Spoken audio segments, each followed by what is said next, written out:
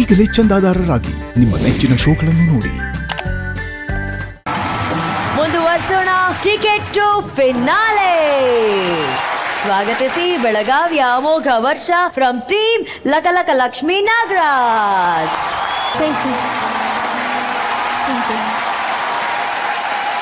Arjun sir, standing ovation ಕೊಟ್ರಿ ಈ ಪರ್ಫಾರ್ಮೆನ್ಸ್ಗೆ. ಇದಕ್ಕೆ ಸ್ಟ್ಯಾಂಡಿಂಗ್ ಅವೇಷನ್ ಮಾತ್ರ ಸಾಲಲ್ಲ ಮೇಡಮ್. ಸಾಮಾನ್ಯದ ವ್ಯಕ್ತಿ ಅಲ್ಲ ಅವನು. ಹೌದು, ಎಷ್ಟು ಇನ್ಸ್ಪೈರ್ ಮಾಡಿದಾನಂದ್ರೆ ನನ್ನನ್ನು ಮ್ಯೂಸಿಕ್ಗೆ ಕಲಿದೆ.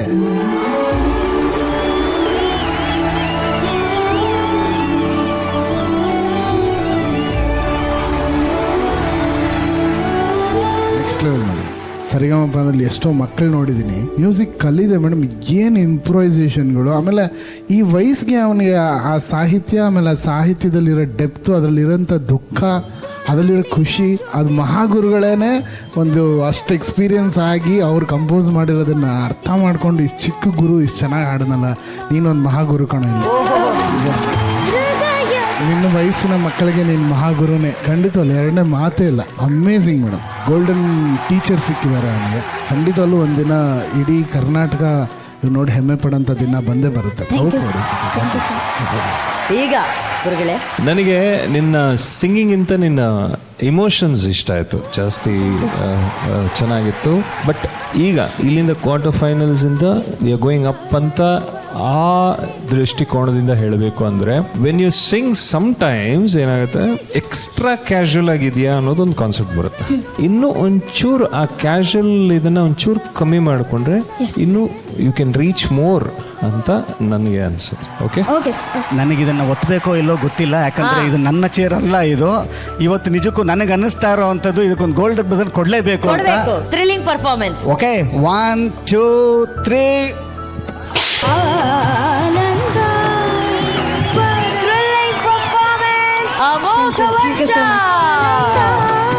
ಸ್ವಾಗತಿಸಿ ಕಾರಟಗಿ ದ್ಯಾಮೇಶ ಫ್ರಮ್ ಟೀಮ್ ಲಕಲಕ ಲಕ್ಷ್ಮೀ ನಾಗರಾಜ್.